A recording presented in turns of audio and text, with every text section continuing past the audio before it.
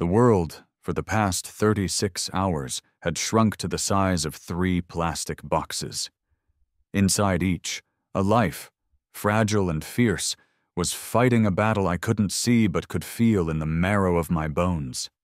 The gentle, rhythmic hum of the neonatal incubators was the soundtrack to my life, a constant, reassuring whisper that said, "We're okay, we're still here." "A little more humidity," Sarah's voice crackled through my phone's speaker. She was my vet, my guru, my kitten midwife in the sky. "Just a touch, Alex. Pip's lungs are still developing. Think of it as a 5-star Amazon rainforest spa experience, but for a 60-gram feline." I leaned over Incubator 3, my eyes fixed on the tiny creature within. Pip. He was a miniature slip of a thing. A fluff of gray fur so small it seemed impossible he could contain a heartbeat, let alone the defiant spirit of a Viking warrior. His sides moved with a rhythm that was terrifyingly shallow.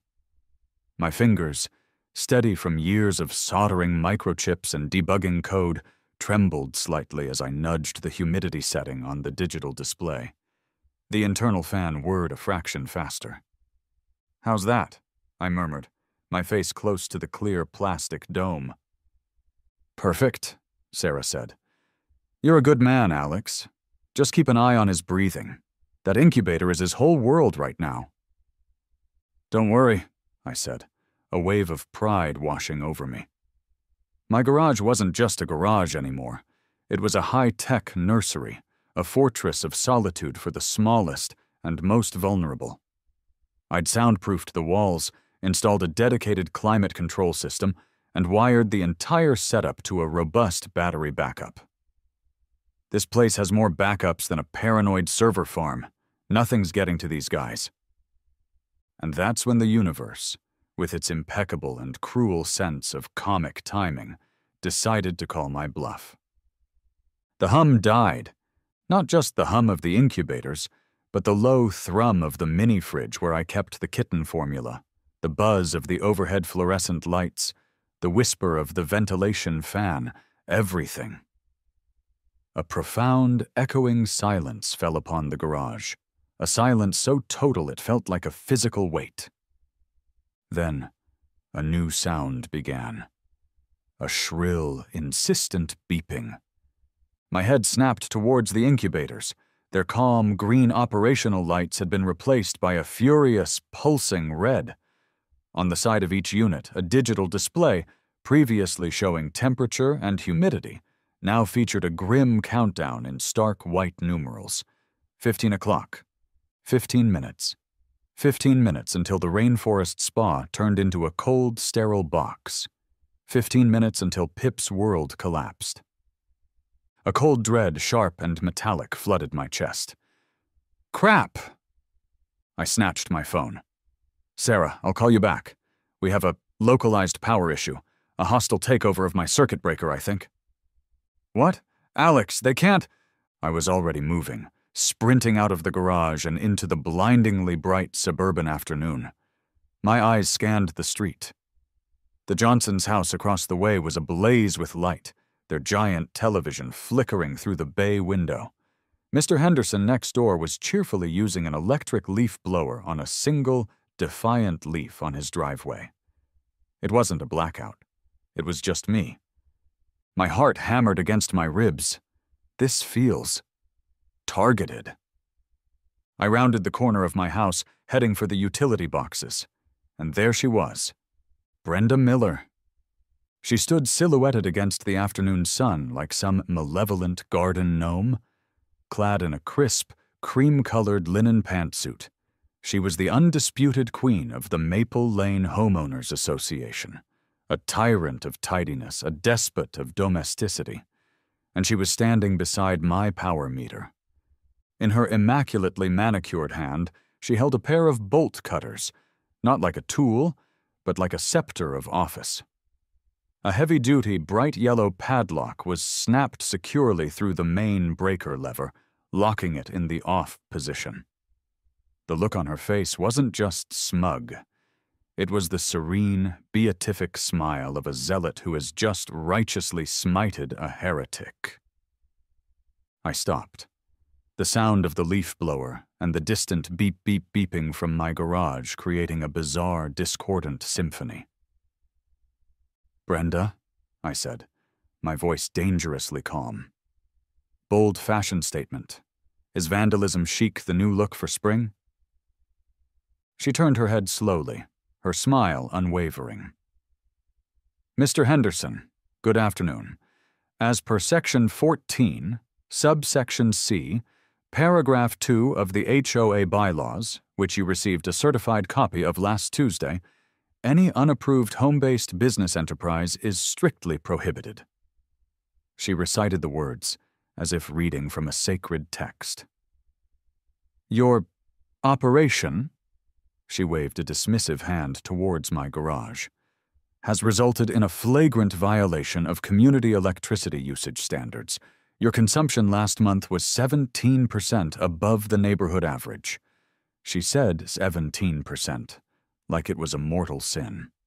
The beeping from the garage seemed to grow louder in my head. I took a deep breath, fighting to keep the rage from boiling over. Reason. Try reason first. "Brenda, listen to me very carefully," I said, taking a step forward. "I am not running a business. I am running a rescue. A non-profit, life-saving rescue. Inside that garage, I have 3 neonatal kittens. They are medically fragile. They need heated, oxygenated incubators to live. The backup battery has about 12 minutes of power left. You need to open that lock, right now." Her expression didn't flicker. It was like talking to a beautifully preserved statue. "The community's safety and property values supersede your feline hobbies," she said, the condescension dripping from every syllable. "I received a complaint from Mrs. Gable at number 129 about your unpermitted ventilation system." She pointed a finger at the small, discreet white vent I'd installed near the roofline of the garage, a vent that was functionally invisible unless you were actively searching for infractions with binoculars, which I had no doubt Brenda did on a regular basis. "It's an eyesore and, frankly, a potential fire hazard. This is for the good of the neighborhood." "A fire hazard?" I sputtered, a laugh escaping my lips, humorless and sharp. "You think a low-voltage fan is a fire hazard, but cutting power to medical equipment is sound judgment? Are you insane?" "The bylaws are clear, Mr. Henderson." That was it. That was her answer for everything. The sacred text had spoken. Reason had failed, crashing against the impenetrable wall of her self-righteous certainty. I looked at her, at the smug set of her jaw, the unwavering conviction in her eyes. She wasn't just a stickler for the rules. She was enjoying this. She was thriving on the power it gave her. A switch flipped in my brain. The panic receded, replaced by a cold, crystalline clarity. The problem was no longer just about restoring power. The problem was Brenda. I smiled. A slow, deliberate smile that didn't reach my eyes. "Okay," I said, my voice dropping to a near whisper. "I tried reason. You've chosen chaos. Brenda, I'm giving you one final opportunity. A courtesy, really. Unlock my power in the next 60 seconds. If you don't, I will be forced to solve this problem myself. And I promise you, my solution will be fully compliant with my property rights, completely legal, and so spectacularly inconvenient for you that it will curdle your afternoon Chardonnay." For the first time, a flicker of something crossed her face. Not fear, but annoyance. She thought I was bluffing. She actually laughed. A short, sharp, barking sound that was utterly devoid of humor. "Your threats are as empty as your disregard for the rules, Mr. Henderson," she sniffed. "Have a lovely day." She turned, her linen pantsuit swishing with finality, and began her triumphant march back toward her own immaculate home, the one with the perfectly manicured lawn and the passive-aggressive "Live, Laugh, Love" sign perched by the door. I watched her go. The timer in my head was ticking. The faint beeping from the garage was a drumbeat, counting down to disaster. I pulled out my phone. The incubator display had read 10:47 when I left the garage. A minute had passed, maybe more. Time was no longer a concept. It was a currency, and I was going broke. I sprinted back to the garage, the sheer stupidity of the situation fueling my adrenaline. This wasn't a hurricane or a citywide grid failure. This was a deliberate act of petty tyranny, a power play by a woman whose world was so small she had to invent dragons to slay. And today my kittens were the dragons. Inside, the beeping was frantic. 8:12, 8:11. I ignored the red flashing lights and the countdown of doom. Panic was a luxury I couldn't afford. Panic didn't solve problems. I solved problems. I was a software developer. My entire life was about finding elegant solutions to complex, often idiotic, problems created by other people. This was just a hardware issue. I pulled out my phone, my thumb flying across the screen. I scrolled past accountant, dentist, and mom to a contact that was simply labeled Big Problems. I pressed the call button. It rang once. "Speak." The voice on the other end was gravelly, like a rock tumbler full of angry bears. "Mike, Alex Henderson." A short pause, then a gravelly chuckle. "Alex, haven't heard from you since you tried to launch that weather balloon from your apartment balcony. What fresh hell have you gotten yourself into now?" "I have a weird one, Mike. A time-sensitive one. I need a generator." "Sure thing, kid. I've got a dozen Honda 2000s ready to roll. Where do you want it?" I took a deep breath.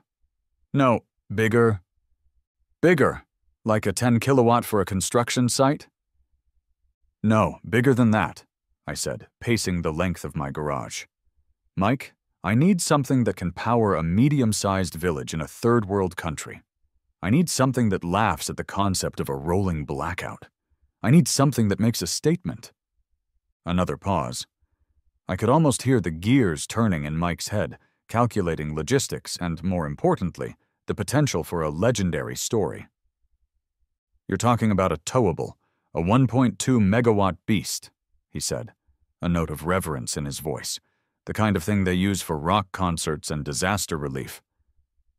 "That's the one," I said, a manic grin spreading across my face. "I need it delivered to 123 Maple Lane. Yes, the one with the ridiculously aggressive HOA. And Mike, I need it here in 10 minutes. This time, Mike laughed, a full-throated, genuine roar of a laugh. "The budget?" "Flexible," I said. "Just add a hefty discretion and entertainment fee to the invoice." "You got it, Alex. A Kenworth is on its way. Tell your neighbors to hold on to their hats. And their decorative flamingos." I hung up. The timer read 6:43. Hope, smelling faintly of diesel fumes, began to bloom in my chest. I was no longer just a worried kitten sitter. I was a man with a plan, a glorious, righteous, and utterly disproportionate plan. Just as the adrenaline was really starting to sing in my veins, a new vehicle pulled up to the curb. It was a large, slightly battered Ford F-250, and out of it stepped Dave, the contractor I'd hired to build a state-of-the-art soundproofed catio in my backyard. Dave was a man built of solid, dependable angles. He had a tool belt slung low on his hips and an expression that suggested he'd seen everything twice and been impressed by none of it. "Morning, Alex," he grunted, nodding towards the garage. "Ready to make some noise?" He paused, tilting his head. "Hey, why's the power out?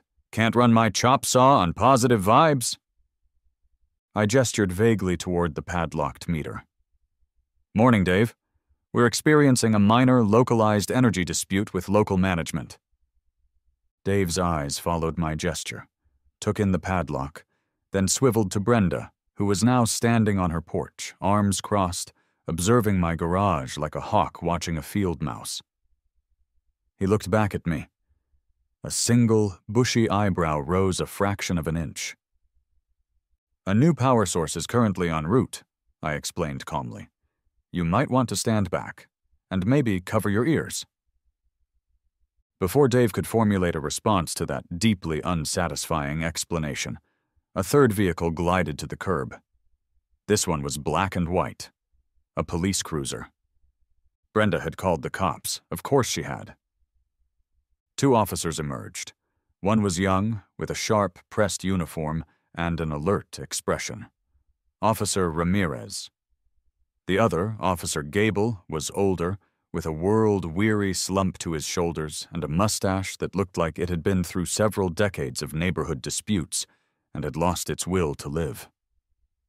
Brenda sprang into action, marching across her lawn to intercept them, pointing a trembling, accusatory finger in my direction. "Officers, thank heavens! This man, he threatened me. He's running an illegal animal farm in his garage, and he's a menace!" I sighed and walked towards them, projecting an aura of serene rationality I was very far from feeling. The incubator timer was now beeping inside my head. 4:21. "Officer Ramirez, Officer Gable. Good morning," I said, giving them a polite nod. "Quite a situation we have here. As you can see," I pointed to the padlock, "this woman has illegally trespassed on my property and deliberately disabled my access to the power grid. This action is currently and actively endangering the lives of several animals under my medical care." I pulled out my phone and quickly brought up the live feed from the incubator cameras. I showed the screen to Ramirez. He leaned in, his professional demeanor cracking for just a second as he saw the tiny, helpless form of Pip. Gable, meanwhile, had his tired eyes fixed on Brenda. "Ma'am," he said, his voice flat and devoid of emotion, "did you place this padlock on his utility meter?" "He's violating HOA bylaws!" Brenda shrieked, holding up a ridiculously thick binder as if it were a shield. "Section 14, subsection C." Gable didn't even glance at the binder. "That's a civil matter, ma'am. This," he pointed a thick finger at the yellow padlock, "is tampering with utility equipment. At best. Criminal mischief at worst. Did you cut that lock yourself?" Brenda's face, which had been flushed with righteous indignation, paled slightly. "The HOA has a right to enforce its rules." "The HOA doesn't have the right to break state law," Gable sighed. It was a speech he'd clearly given many, many times. The 2 officers conferred for a moment. Ramirez, to his credit, was taking it all very seriously. Gable looked like he was mentally calculating how much paperwork this was going to generate. Finally, Ramirez turned back to me. "Sir, while your landlord-tenant dispute here is a civil matter, we can't force her to remove the lock without a court order, and we can't force you to, well, whatever it is you're planning." He shot a curious glance at my garage. "What exactly is your plan, sir?" The beeping in my brain was a frantic alarm now. 2 o'clock. I gave him my most winning, non-maniacal smile. "Oh, I'm just waiting for a delivery." And then we heard it. It started as a low, deep rumble, a vibration you felt in your teeth more than you heard with your ears. It wasn't a car. It was too big, too powerful. Dave, who had been watching the entire exchange with the detached interest of a man watching a nature documentary, suddenly stood up straight. Officer Gable raised an eyebrow. Brenda, for her part, just looked annoyed at yet another disruption to her perfect morning. The rumble grew, morphing into the deep, throaty roar of a massive diesel engine. It was getting closer, much closer. Then, a sound shattered the serene suburban air, a sound so alien to this street of manicured lawns and minivans that it felt like a tear in the fabric of reality. Whoomp! The blast of a semi-truck's air horn echoed off the houses, rattling windows and sending a flock of terrified sparrows scattering from the maple trees. Every head on the street turned in unison. Rounding the corner onto our quiet, tree-lined lane was a Kenworth. A monster. It was gleaming cherry red, with enough chrome to blind a pilot. It moved with the slow, implacable grace of a blue whale, its massive engine chugging a rhythm that seemed to say, "Get out of my way." And behind it, on a long, flatbed trailer, sat my salvation. It was a generator, but calling it a generator was like calling the Great Pyramid of Giza a pile of rocks. It was a massive, beige, sound-attenuated industrial beast the size of a small SUV. On its side, in bold black letters, were the words, Magnum Power Pro 1200. The truck driver, a mountain of a man with a beard that seemed to have its own gravitational pull, expertly maneuvered the behemoth. He didn't just pull up. He made a grand, sweeping turn and parallel parked the entire rig, truck, trailer, and 1.2 megawatt generator, perfectly along the curb in front of my house. The maneuver was so precise, so flawlessly executed, that the trailer's rear bumper ended up less than 6 inches from Brenda's pristine white picket fence, completely and utterly blocking her driveway. The driver, who I could only assume was tiny, killed the engine. The sudden silence was somehow more shocking than the noise. He leaned his head out the window, gave me a thumbs up, and yelled, "Delivery for Henderson, where do you want the juice?" This was the moment the carefully constructed, rigidly controlled world of Brenda Miller finally, spectacularly shattered into a million pieces. She shrieked. It was a sound of pure, unadulterated rage, the cry of a queen whose castle has just been stormed by Vikings in a Kenworth. "You cannot do this!" she screamed, her voice cracking. "This is a residential area. My property values, the noise, the fumes. I'll sue you. I'll sue everyone." She was waving her HOA binder around like a madwoman, as if its flimsy pages could somehow stop the reality parked on her street. I, on the other hand, was energized. This was my element. This was controlled chaos. I was a whirlwind of purpose, a field marshal directing my troops. "Tiny, my man!" I shouted, jogging over to the cab. "Perfect parking job. Let's get her fired up." I turned to Dave, who was just staring, his mouth slightly agape, a look of profound, almost spiritual awe on his face. "Dave, I need you.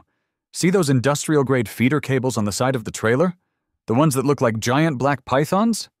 We're running them across the lawn." "Yes," I said, preempting his question, as his eyes flickered to Brenda's prize-winning petunias. "That lawn, right to the garage's subpanel." Something shifted in Dave's expression. The disbelief melted away, replaced by a so-spreading grin. He had been a contractor in this neighborhood for 20 years, dealing with people like Brenda on a daily basis. He had seen the petty tyrannies, the insane rule interpretations, the constant harassment over things like the precise shade of beige on a mailbox. And now, he was being invited to participate in the most glorious act of malicious compliance he had ever witnessed. Without a word, he nodded, walked over to the trailer, and hefted one of the thick, heavy cables onto his shoulder. He looked at me, then at Brenda, who was now on her phone, presumably with her lawyer, her voice a frantic squawk. He winked. Together we unspooled the cable. It was thick as my arm and ridiculously heavy. We dragged it across my perfect lawn. Then, with a shared look of gleeful sacrilege, we let it fall with a heavy thud right across the corner of Brenda's immaculate, unnaturally green turf. The sight of that thick, black, industrial cable lying across her sacred sod was, I had to admit, deeply satisfying. We ran it straight into the garage, where Dave, a true professional, immediately got to work opening up my sub-panel to bypass the main breaker entirely. Meanwhile, the neighbors were starting to emerge. It was like a scene from a zombie movie, but with more polo shirts and confused expressions. They peeked from behind curtains, crept onto their porches, and whispered to each other from across their driveways. The arrival of the semi had been the starting pistol for the Neighborhood Watch Olympics. I walked to the generator's control panel. It was a beautiful piece of machinery, all heavy-duty switches, dials, and a single, invitingly large green button labeled Start. I gave a mock salute to Brenda, who was now filming the entire scene with her phone, her face a mask of apoplectic fury. I flipped a series of switches, following the simple instructions printed on a metal plate. Breaker off, fuel line open, system check. Then, I pressed the green button. The generator coughed once, a puff of black smoke rising into the pristine suburban air. Then, with a deep, resonant roar, it roared to life. The sound-attenuated housing worked wonders. It wasn't a deafening explosion, but a powerful, ground-shaking hum. It was the sound of pure, unadulterated power. The sound of a problem being solved. Inside the garage, the overhead lights flickered on, brighter than before. I ran inside. The red lights on the incubators were gone, replaced by a calm, steady green. The frantic beeping was gone, replaced by the gentle, life-sustaining hum. I pulled out my phone and checked the camera feed. Pip, oblivious to the drama that had just unfolded for his benefit, was still breathing. His tiny chest was rising and falling with a steady, peaceful rhythm. We'd made it. The timer on the backup battery had read 0:17, 17 seconds to spare. I walked back outside and stood there, arms crossed, a triumphant smirk plastered across my face. The tableau was magnificent. The massive red truck and its humming, powerful cargo dominated the street. Dave was leaning against the trailer, shaking his head and chuckling. Officers Ramirez and Gable were standing by their cruiser. Gable was impassively writing notes, but Ramirez had his back to us, his shoulders shaking as he desperately tried to disguise his laughter as a coughing fit. The entire neighborhood was out now, a silent, staring Greek chorus. And then there was Brenda, frozen. Her mouth was open, her phone still raised, her face a perfect portrait of impotent rage. She was a queen deposed, standing in the ruins of her quiet, orderly kingdom, which now had a 1.2 megawatt diesel generator parked in the middle of it. I checked my watch. From the moment she'd walked away from me at the power meter to the moment the lights came back on, it had been just over 14 minutes. I looked at Brenda, raised an eyebrow, and mouthed the words, "Problem solved." The aftermath of Generator Geddon was less of a bang and more of a long, sustained, and deeply satisfying fizzle. Officer Gable, his face a stony mask of practiced neutrality, walked over to me, tucking his notepad away. "Henderson," he said, his voice a low grumble. "You're a real piece of work." He paused, looking at the humming behemoth on the trailer. "Technically, you're not breaking any laws. It's your property, you're using it to power your house. But the noise ordinance might be an issue if you run this thing at 2 a.m., try to be a good neighbor." He said it without a hint of irony, his tired eyes flicking over to Brenda. Officer Ramirez, having finally composed himself, approached Brenda. His tone was professional, but his eyes were still dancing with amusement. "Ma'am," he said, his voice firm, "I would strongly advise you to remove that padlock. A civil suit for damages, including the rental of this," he gestured to the semi, "could be very expensive for you, or for the HOA. I'd check your liability coverage." He gave her a sharp nod. "Have a nice day." With that, the two officers got into their cruiser and, with a final, lingering look at the sheer spectacle of it all, glided away down the street, leaving a profound power vacuum in their wake. Brenda, defeated and deflated, seemed to shrink before my eyes. Without the shield of perceived authority, she was just an angry woman with a useless padlock and a blocked driveway. She shot me a look of pure venom, turned without a word, and stomped back into her house. The door slammed shut with a satisfying thud. A few minutes later, I heard the faint sound of a deadbolt sliding home. Dave walked over, coiling a stray length of cable with practiced ease. He looked at the generator, then at my garage, then at Brenda's closed door. He shook his head slowly, a genuine, wide grin spreading across his face. "Okay," he said, letting out a low whistle. "I've built houses on cliff sides, I've renovated historical nightmares, and I once had to deal with a client who wanted a shark tank in his living room. But this is art." "Glad you approve," I said. "Approve?" He laughed, a deep, hearty sound. "Alex, I've been working in this neighborhood for 20 years. I've gotten citations for my truck being parked for 5 minutes too long, for the color of my extension cords, for making noise before 9:01 a.m. This is justice. This is poetry." He slapped the generator's metal housing. "You know, for a 10% creative problem-solving surcharge, my guys and I can work under these conditions. In fact," his eyes lit up with inspiration, "I think we can wire this beast directly into your main panel.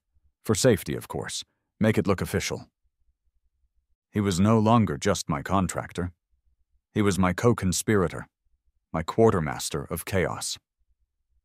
The story spread through the neighborhood like wildfire, transmitted via a flurry of texts, hushed phone calls, and furtive conversations over hedges. I became a local legend overnight.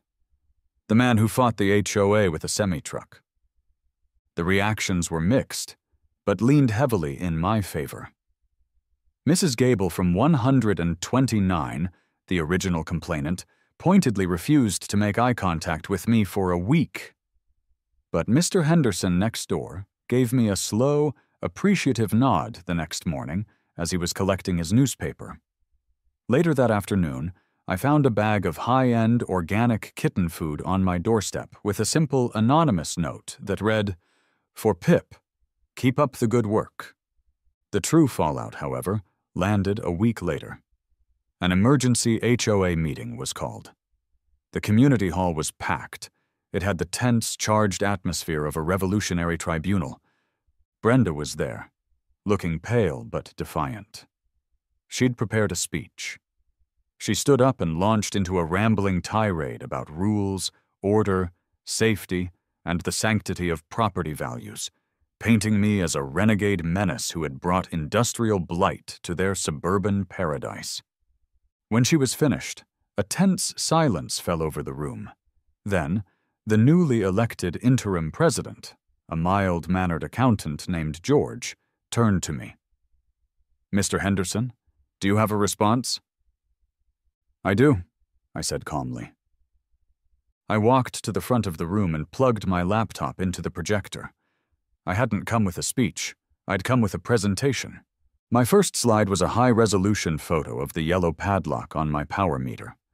My second was a timeline of events, detailing Brenda's actions with timestamps.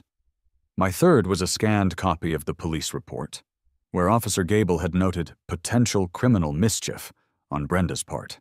My fourth slide caused a collective gasp. It was the invoice from Big Problems, Inc. The number on the bottom line was staggering, complete with line items for delivery, fuel, man-hours, and, as promised, a very significant entertainment and inconvenience fee. "As you can see," I said, addressing the board, "your president's actions necessitated this emergency rental. Since she was acting in her official capacity as a representative of the HOA, I have, of course, forwarded this invoice to the board for payment." The HOA treasurer, a small man who looked perpetually worried, made a squeaking sound and began fanning himself with a meeting agenda. "Brenda's actions were not just a violation of my rights," I continued, my voice steady. "They were a direct threat to life." And then I clicked to my final slide. The screen was filled with the live feed from my kitten cam. There, projected 10 feet high for all to see, were 3 tiny kittens, now plump and fluffy, wrestling with each other in a pile of soft blankets. I zoomed in on Pip, who was now double his initial weight, batting playfully at a small toy mouse. The room, which had been tense and angry, melted. A collective awe filled the hall. This is what Brenda Miller tried to extinguish over a 17% electricity overage and a discreet vent, I said softly. I'll leave it to all of you to decide if her leadership represents the true values of this community. I sat down. The silence that followed was deafening. Then someone started to clap, then another. Within seconds, the entire room, save for Brenda and a couple of her staunchest allies, was giving me a standing ovation. Brenda was voted out as president in a landslide. The board, faced with a massive bill and a room full of newly minted kitten lovers, voted to pay the generator invoice out of the emergency landscaping and infrastructure budget. They also voted to form a committee to review and modernize the bylaws. A month later, my life is quiet again. The generator is long gone, a legend passed between neighbors. In its place, Dave and his crew installed a permanent, silent, high-capacity battery backup system. The best on the market. The HOA paid for it. They called it a Community Power Grid Stability Pilot Program. The Catio is finished. It's a masterpiece of engineering, a veritable feline paradise with ramps, sunning shelves, and scratch posts, all safely enclosed. Right now I'm sitting in my garage office. The only sound is the gentle hum of the incubators, now housing a new batch of arrivals, and the soft purring of a kitten in my lap. It's Pip. He's a rambunctious, healthy terror, full of life and an insatiable curiosity for my keyboard. They say you can't fight City Hall. That might be true, but they never said anything about fighting the homeowners association. It turns out that when you're faced with an unreasonable person, a person drunk on the tiny, intoxicating power of bylaws and regulations, you don't argue. You don't try to reason. You escalate. You escalate so rationally, so completely, and so absurdly that their little rule book bursts into flames under the sheer weight of your response. Brenda wanted order. I gave her order. The kind of order that arrives on an 18-wheeler, hums at 1.2 megawatts, and is delivered with a smile.